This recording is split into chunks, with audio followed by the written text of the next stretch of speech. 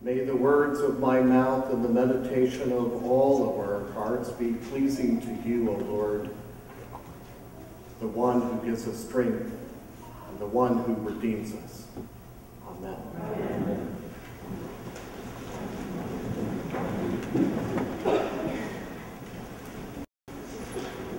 I suspect if you were like me, you make a lot of judgments about other people. Perhaps you make even more judgments about yourself. That's what I usually hear when people come by and talk to me. But we make a whole lot of judgments about other people, and we make those judgments very quickly. Isn't that the truth? You meet someone for the first time, or maybe the 80th time, and you look at them from head to toe. You look at what they're wearing, their shoes, their dress, and you begin to make certain judgments about them. You hear the way they talk, certain words they use, and you immediately make certain judgments about them.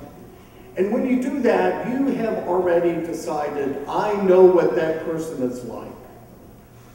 I figured it out. That's what we do when we make judgments. Scientists tell us that our brain is very helpful at that. We process so much information in our brains and our eyes, so when we see colors, we respond a certain way.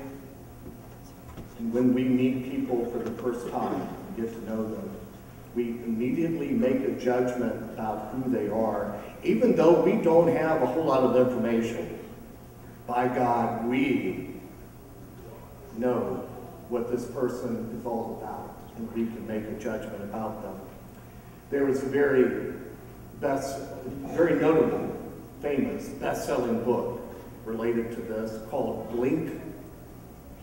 Malcolm Gladwell wrote this book called Blink, that in the second or two, 3 or 4 seconds that it takes you to blink, in the 3 or 4 seconds that you meet someone, you go through a cafeteria line, etc., that you immediately and very quickly make certain assumptions and judgments about other people and about the world around you.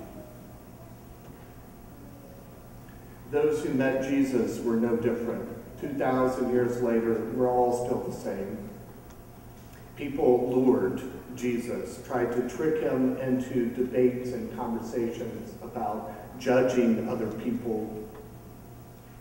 It happened a lot with Jesus. People would lure him into a conversation and say, Jesus, what do you think about this? To which Jesus,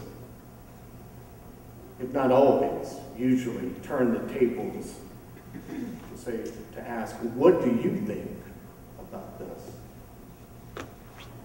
Jesus was lured into a conversation one day this morning. Jesus, there were some people, Galileans, who suffered. They were murdered by Pilate, and their blood was mingled in their sacrifice.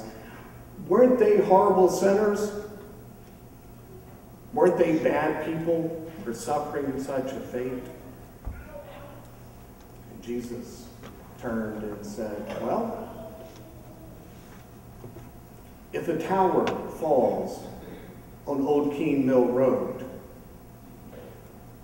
if the cell tower behind us falls on Old King Road, and some people are hurt or, God forbid, killed, do you think they are greater sinners because they suffered an accident?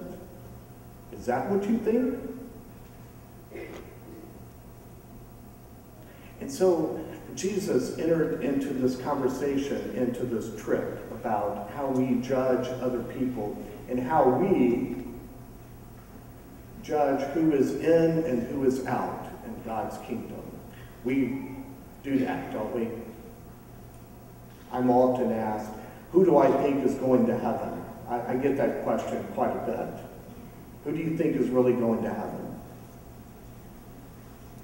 Thinking about this parable, I tell people honestly, it's not in my job description. think that's what Jesus is saying here in this parable. It's not in my job description to figure out who's in and who's out. But boy, don't we all, myself included, don't we all love to judge and blame other people and figure out who's the worst sinner? Who is the worst sinner in here? Any show of hands? Thought not. You know, Tom Horan out there is raising his hand.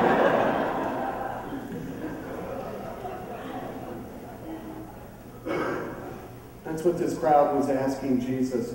Who among us is the worst sinner?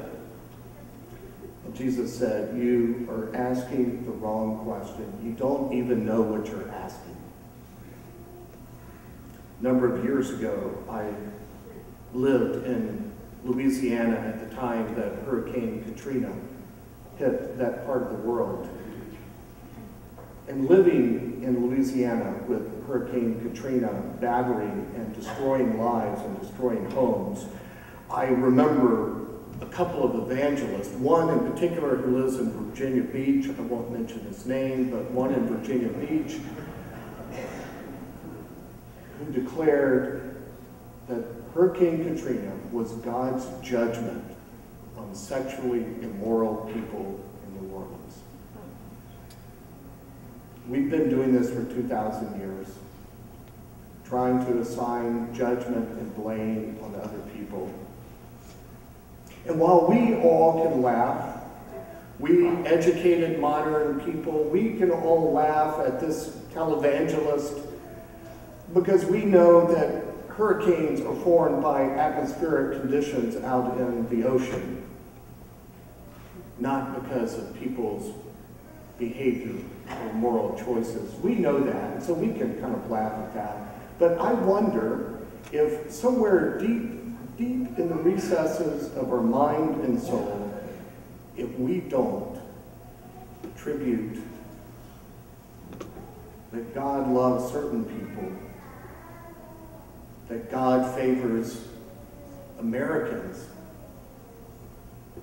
God favors America, God bless America. And so maybe deep in the recesses of our brain, we say that God favors a particular country or a particular people, but for some other countries and people, maybe people who call God by a different name, well, we're not quite so sure. And so we make judgments very quickly. Jesus looked at the folks who asked him these questions, and he said, you know what, let me tell you a story. There was a landowner who had fig trees. And when the owner discovered that the fig tree was not producing fruit, the landowner would have been well within his rights to say, dig it up, throw it out, burn it. It's not producing fruit. That would have been very much what the landowner should have done. And it's what people would have expected. But the gardener said, oh, but Lord, can you give it one more year? I know you want to dig it up and throw it away and burn it. That's a judgment that we would all make. But Lord, would you just give it one more year? You will notice, perhaps you've noticed, this palm tree that came from my backyard that died at a certain winter freeze. Not sure how long, but this plant is dead. And it reminds me of a plant I used to have in my old office. I had a small plant in my office time ago that died, and I can't tell you how many people walked in my office and looked at it and asked, why don't you get rid of that? Why don't you throw that away? Even my office staff threatened to secretly go into my office and throw it away because they were tired of looking at it. And to every person who walked in and asked, "Why don't you throw that away?" I quoted them this parable from Luke. But one more year.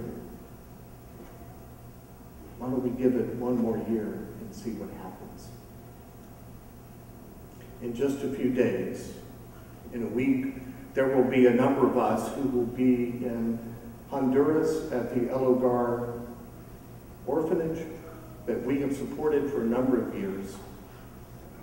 In an orphanage where people are rescued off the street in some cases because those kids who are on the street have been considered to be kids that can be thrown away, that they're disposable. Why not get rid of them? But the folks at El Hogar, and by extension all of you, have said, you know what, we're not going to throw them away. We're going to give them one more year, or 2 or 3 or 4 or 5 more years. We're going to give them another year.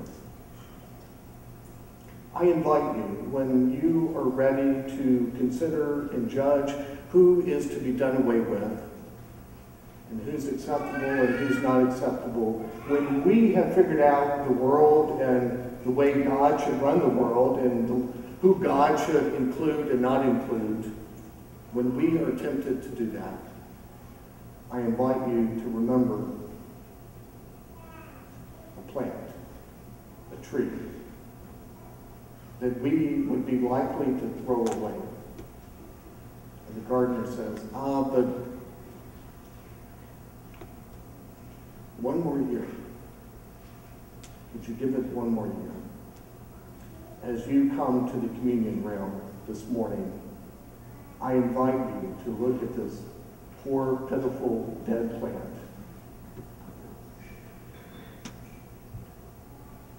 One more year. In the name of God, amen.